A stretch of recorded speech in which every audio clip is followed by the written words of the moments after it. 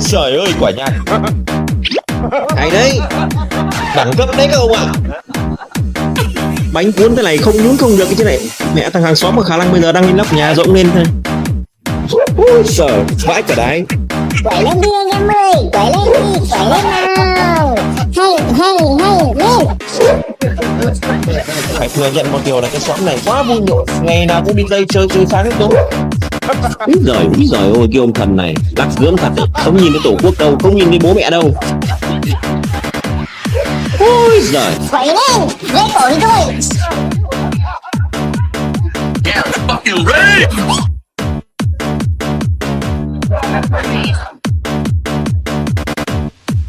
Reach.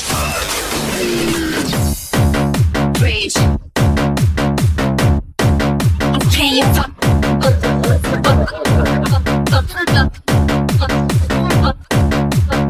Nhạc của mày à? Bánh cuốn đấy.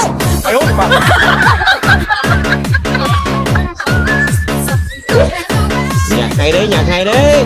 Bản này mà không quẩy thì hơi phí.